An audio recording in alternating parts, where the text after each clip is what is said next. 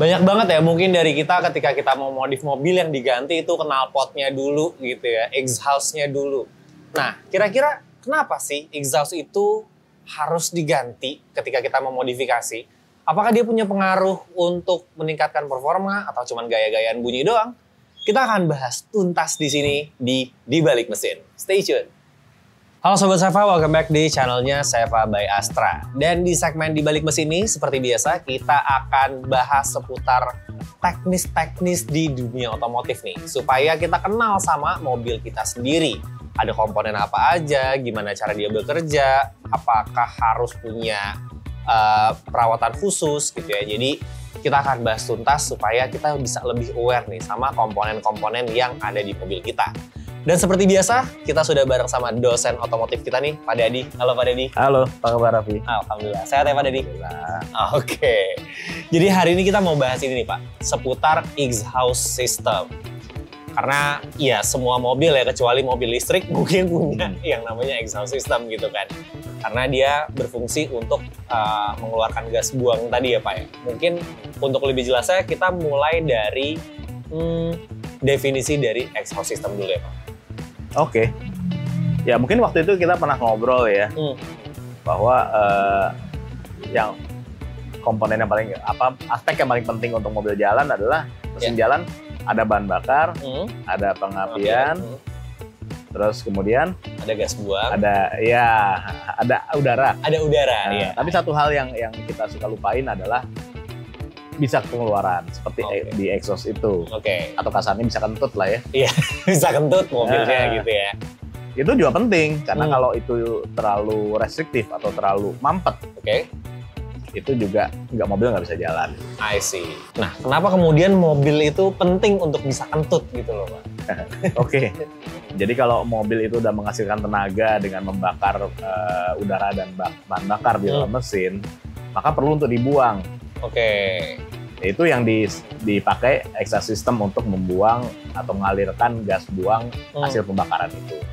Jadi supaya kandungan udara yang ada di mesin itu bisa tetap terjaga, tidak berlebihan gitu ya. Jadi hasil gas buangnya bisa dibuang sehingga mesin bisa siklus ke pembakaran berikutnya. Iya.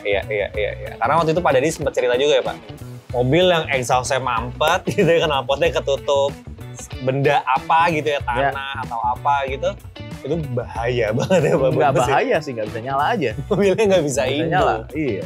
Gitu Sob. Kalau exhaust system sendiri nih Pak, dia kan panjang ya dari mesin sampai ke belakang gitu ya. Nah itu komponen-komponennya ada apa aja nih Pak? Ya sebenarnya panjang itu relatif ya. Panjang itu karena mesinnya di depan. Oh bener. Kebanyakan mesin di depan. Iya. Kalau mesinnya di belakang, ya pendek juga. Bener. Atau kalau mesinnya di depan, knalpotnya buang depan ya pendek. Iya benar. Juga. Tapi yang jelas komponen-komponen yang ada untuk exhaust system adalah adanya manifold. Manifold itu ada yang hanya dibilang downpipe, ada yang dibilang header segala macam ya. Terus kemudian ya tentu saja pipa-pipanya lah ya untuk mengalirkan itu. Kemudian sama catalytic converter. Itu lebih untuk ke emisi. Kontrol emisi. Kemudian yang juga penting adalah muffler. Ya. Yang paling ujung nih berarti Pak ya. Muffler itu untuk meredam suara sebetulnya. Jadi kalau mufflernya dicabut gitu, dipotong, terus suara kencang banget berarti Pak ya? Suaranya kencang banget. Dari mesin ya. Nah, pertanyaan selanjutnya nih Pak, kita mulai dari tadi dulu yang di depan nih Pak. Downpipe atau header gitu ya Pak. Nah itu zaman dulu kan banyak orang yang kayak, ganti aja nih headernya biar makin kencang misalkan gitu ya. 421 lah konfigurasinya, 41. Kalau mobilnya 4 silinder ya Pak, 421.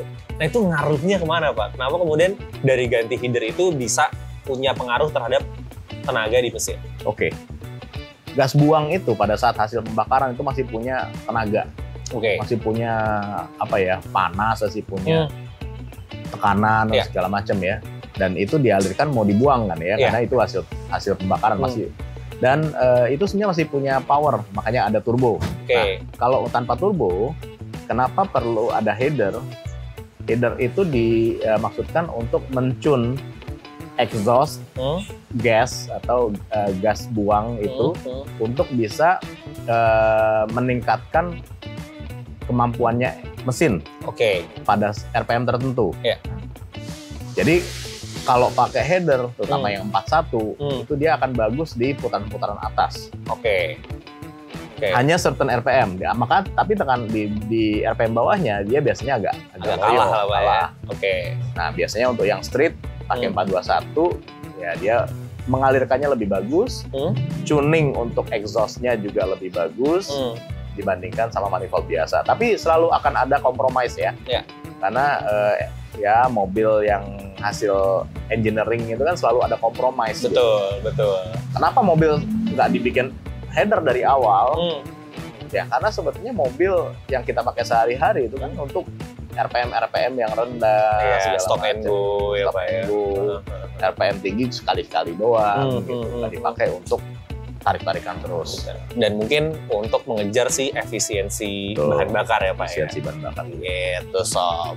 Nah kalau yang di tengah nih Pak, catalytic converter tadi ya, itu banyak yang kemudian dibuang dan diganti sama resonator gitu. Nah itu kemana nih arah pengaruhnya dia nih Pak? Nah pengaruhnya sebetulnya ke paling utama adalah exhaust gasnya, gas buangnya. Karena catalytic converter itu adalah alat untuk kasarnya itu mereaksikan gas buang, ya supaya mengurangi emisi terutama gas-gas berbahaya termasuk CO. CO betul. Ya, jadi CO itu nanti akan direaksikan menjadi CO2 yang lebih tidak berbahaya dan juga HC saya. Jadi ada beberapa gas buang yang kalau tanpa catalytic converter itu dibuang aja dengan catalytic converter itu akan direaksikan menjadi gas yang lebih friendly lah. Tapi apakah itu si catalytic converter itu diganti sama part aftermarket kayak resonator gitu? Ya itu berarti kan kita ngebuang gas-gas yang berbahaya keluar. Betul sih. Ya, tapi tenaganya jadi naik Pak? Belum tentu juga. Belum tentu juga. Gini, tenaga terutama gini, pada saat di putaran rendah, mesin itu sebenarnya perlu back pressure.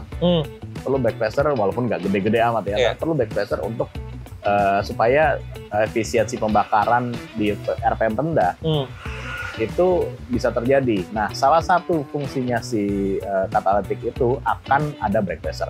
Memang pasti akan impact ke RPM tinggi. Jadi kenapa kok rasanya, wah RPM-nya tarikannya lebih enak di RPM tinggi. Tapi di RPM rendah sebenarnya akan lebih ngempos kalau dia hanya di straight pipes.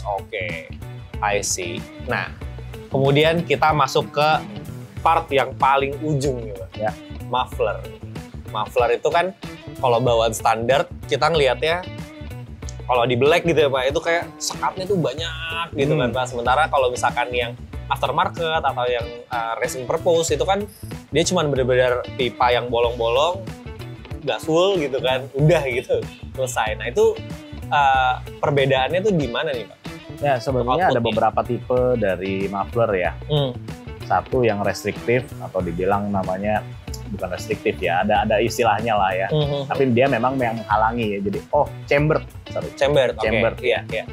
Kemudian yang kedua pakai absorption. Ya habis itu apalagi ya, lupa, ada beberapa bagian lah ya. Nah kalau yang pakai glass wool itu gitu, yang pakai absorption hanya diserap aja bunyinya gitu, sama pakai glass wool segala macam ya, tapi biasanya bunyinya akan masih lebih keras. Sementara untuk yang paling efektif untuk menyerap bunyi adalah yang chamber tadi ya chamber. Ada lagi yang resonance, saya tambah tadi yang resonance ya, yaitu sebenarnya kayaknya dia di engineer-nya dia memuter-muterin flow-nya, sehingga ada yang meng-cancel satu sama lain gitu. Iya.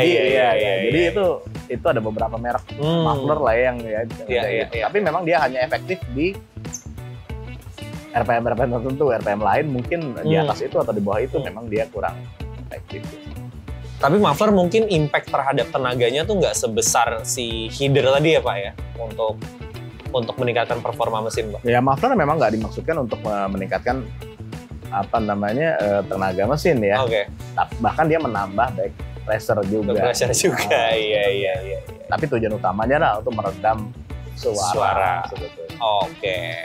Nah, jadi Sobat Seva nih, misalkan mau ganti knalpot, tadi udah dengar penjelasan dari Pak Dadi ya, dari mulai headernya, terus di tengahnya ada katalitik yang kemudian sering di replace sama resonator gitu ya Pak ya, terus belakangnya muffler. Nah, kalau bisa nih ya, emang harus cari part-part exhaust system yang benar-benar engineered gitu ya Pak. Betul. Karena semuanya itu perlu hitung-hitungan supaya tenaganya akhirnya nggak kebuang percuma gitu ya.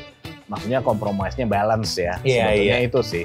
Biasanya kalau kita ngejar RPM atas, RPM bawah akan ngempos. Ngejar RPM bawah, RPM atas akan ngempos. Jadi kayak gitu lah. Karena mungkin banyak juga nih Pak yang ganti knalpot biar apa? Biar ada bunyinya aja. Banyak bunyinya sih ketimbang tenaganya sebenarnya. Karena kadang-kadang bunyi kencang itu rasanya kencang gitu. Lebih banyak rasanya. Sensasi berkendara kayaknya meningkat gitu ya Pak. Benar. Oke, jadi emang kalau misalkan exhaust itu kita develop dengan benar, sesuai dengan spek mesinnya gitu ya Pak, sesuai dengan objektifnya, mau ngejar RPM atas, RPM bawah, segala macam, kombinasinya pas, bahannya juga pas gitu ya Pak ya, nggak cuman ya besi-besi yang mungkin ada besi-besi diameternya, segala macam juga penting. Iya, ukurannya, diameternya, cara tekukannya, macam-macam. Las-lasannya, mungkin ada meters juga tuh kayak gitu-gitunya. Jadi make sure kalau misalkan lo mau ganti exhaust system, itu pakai yang emang bener-bener engineered gitu. Kalau misalkan mau ngejar performa. Cuman kalau nggak, gue cuma pengen nyari bunyinya aja, ya terserah deh Pak gitu ya.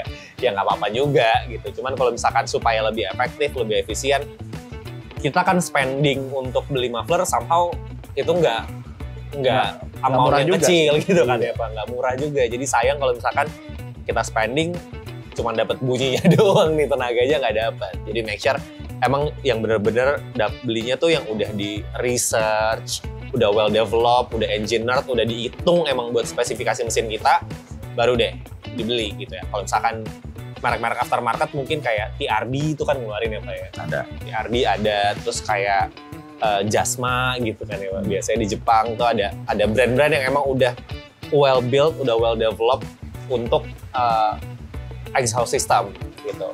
Tapi sekarang brand lokal juga banyak juga loh Pak. Banyak sih. Yang bikin muffler yang emang dia ada research-nya tuh Pak. Banyaknya nyontoh sih. Iya bener, banyaknya nyontoh. Tapi at least udah one step ahead dengan gini, oke sekarang sebelum ganti muffler kita dyno dulu. Ya. Setelah ganti muffler kita dyno lagi. Kita lihat nih berapa kemudian kenaikan tenaganya gitu. Jadi bukan cuma main asal las, bunyi kenceng happy gitu kan. Tapi ada juga before dan afternya tuh abis ganti muffler kayak gimana. Nah sekarang udah banyak banget nih brand lokal yang emang udah well developed lah mufflernya. Boleh dicek sendiri nanti. Oke Sobat Seva, kita udah bahas nih soal exhaust system ya. Dari mulai tadi di depan ada manifold, atau sering kita bilang header atau front pipe down pipe gitu ya Pak, FP, DP gitu ya. Terus di tengah ada catalytic converter gitu yang berfungsi untuk mengurangi kandungan gas berbahaya ya Pak.